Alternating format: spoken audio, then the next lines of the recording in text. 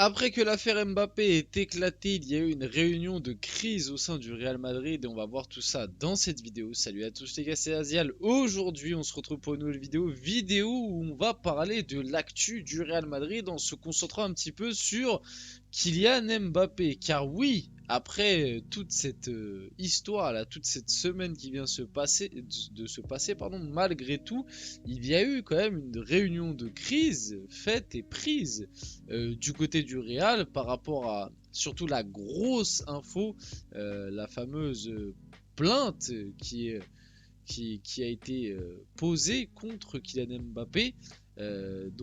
Cette réunion de crise, moi la question que j'ai envie de me poser surtout c'est qu'est-ce qui va advenir de Kylian Mbappé sur les prochaines semaines en attendant un petit peu que le flou se dissipe autour de cette histoire.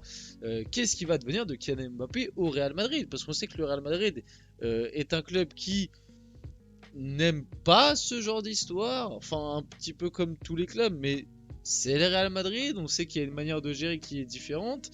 Et oui, du coup, la question qu'on va aussi un peu se poser, c'est comment va gérer le Real Madrid, comment Mbappé va être géré par le Real là sur les semaines, mois à venir. Est-ce qu'on va voir Mbappé moins jouer, ne plus forcément être titulaire? On a commencé aussi à voir quelques trucs comme quoi il aurait été supprimé de certains posts Instagram de promotion, etc.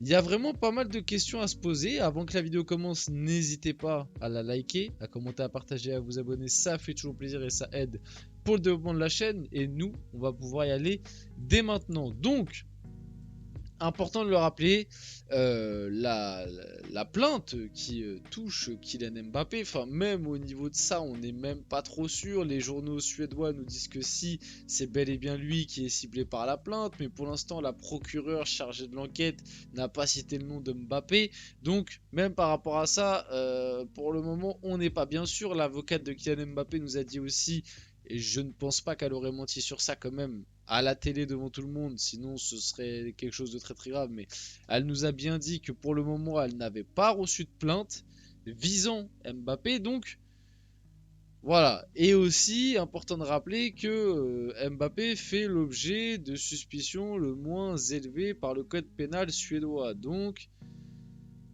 il y a vraiment la présomption d'innocence qui est très forte dans cette histoire et on va pas commencer à juger, à dire ce que l'on pense de ça parce qu'on n'a pas tous les tenants et aboutissants. C'est important à chaque fois de faire un petit rappel par rapport à ça. En tout cas, le Real Madrid, enfin les membres du Real Madrid, n'ont aucun doute sur la fausseté de l'information selon laquelle Mbappé serait visé par une plainte pour viol en Suède. En interne, cette affaire ne serait même pas un sujet. Bon, on le sait que par rapport à ça, c'est faux, hein, parce qu'il y a plusieurs sources qui ont sorti que le soir même de cette info, il y a eu une grosse réunion de crise au Real Madrid pour savoir comment on allait gérer, comment on allait faire passer ça, qu'est-ce qu'on allait faire avec le joueur. C'est réellement les choses qui se sont passées lors de cette réunion de crise. Ce qui est normal, hein. Ce qui est normal quand une grosse affaire comme ça touche l'un de tes joueurs, voire même ton joueur le plus important. En tout cas, ta grosse recrue de cet été, et même pas forcément, mais quand un joueur dans un club est touché par ça, bah forcément le club tout de suite se met dans ce style de réunion. La question que j'ai envie de me poser, c'est comment un petit peu va se dérouler les prochaines, comment vont se dérouler plutôt les prochaines semaines. Est-ce qu'on aura un Kylian Mbappé discret? Donc peut-être que le Real Madrid va essayer de le cacher un peu, de pas forcément le faire jouer. Peut-être qu'ils peuvent utiliser le prétexte de la blessure pour le laisser tranquille, encore peut-être une semaine ou deux, histoire qu'on en apprenne un peu plus sur cette histoire. Tu vois, histoire aussi que peut-être on ait un peu plus d'infos, que Mbappé soit un peu plus tranquille par rapport à ça, parce que je le répète, pour le moment, la procureure n'a même pas cité son nom dans l'affaire ou dans la plainte, mais les médias suédois nous disent que si, c'est bien lui qui est ciblé par la plainte. C'est très compliqué, c'est très compliqué. Je n'ai pas personnellement toutes les infos, je ne suis pas Je ne suis pas juriste, ce n'est pas mon métier, donc je peux pas en dire plus par rapport à ça, mais c'est vrai que par rapport à la gestion du Real, il y a pas mal de questions à se poser. Moi, personnellement, je peux me tromper, mais je sais pas pourquoi je sens que le Real Madrid va peut-être essayer de le mettre un peu au placard.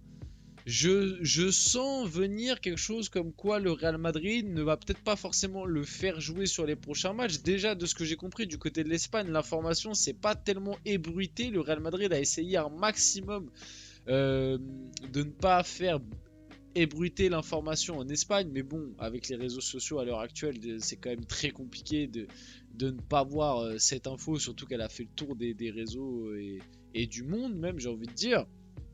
Mais dans les journaux espagnols, l'info n'a pas trop été relayée, donc on va dire que le grand public, le grand public, en tout cas, le Real a essayé un maximum de pas trop faire ébruiter cette histoire.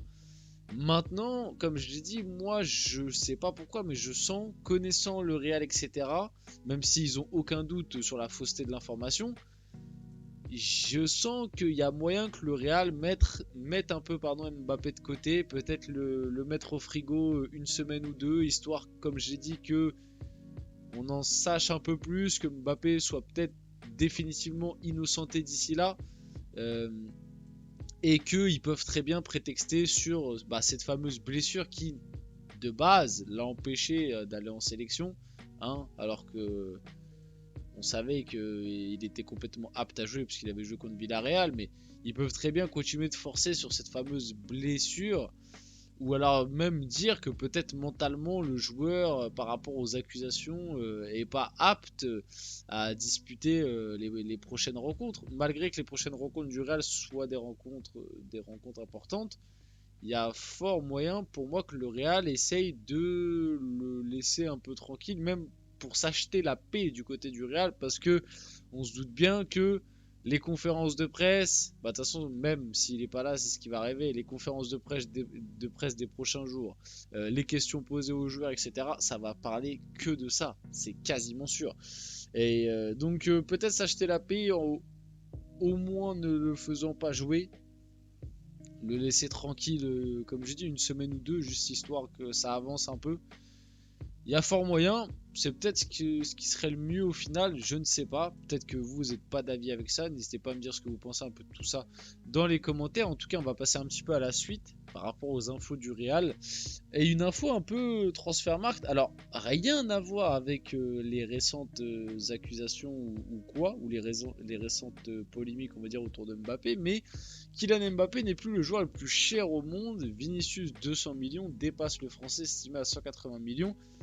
Je pense que ça n'a rien à voir avec ce qui vient de se passer très récemment autour de Mbappé. Je pense plus que c'est par rapport à l'âge et au fait que Vinicius va sûrement être le prochain Ballon d'Or. Je pense que c'est plus par rapport à ça que cette différence se fait.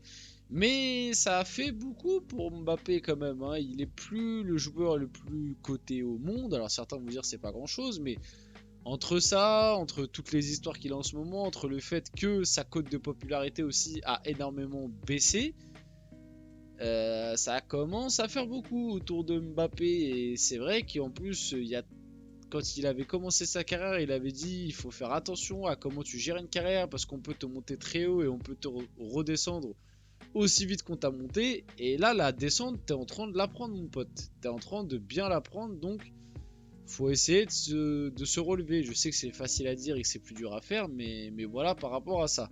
La retraite n'est pas à l'ordre du jour pour Luka Modric. Le milieu de terrain de 39 ans souhaite disputer la Coupe du Monde 2026 avec la Croatie et prolonger avec le Real Madrid. La prolongation avec le Real Madrid, je sais pas, parce que de base, Luka Modric était prévu déjà pour partir cet été. C'est la retraite de Toni Kroos qui a fait que Modric reste. Moi, je pense que l'été prochain, le Real va se positionner sur un gros milieu. Ça parle beaucoup de Florian Wirtz. Donc, s'il y a ce gros milieu qui vient, je pense que ça voudra dire que Luka Modric part et ce serait logique à 39 ans, bientôt même 40 du coup, au moment de l'année prochaine. Et par contre, pour la Coupe du Monde 2026, si après Modric arrive à retrouver un club sympa, en vrai, même pas forcément sympa, l'Arabie Saoudite, je pense, peut très bien s'ouvrir à lui et rester, on va dire, un minimum compétitif.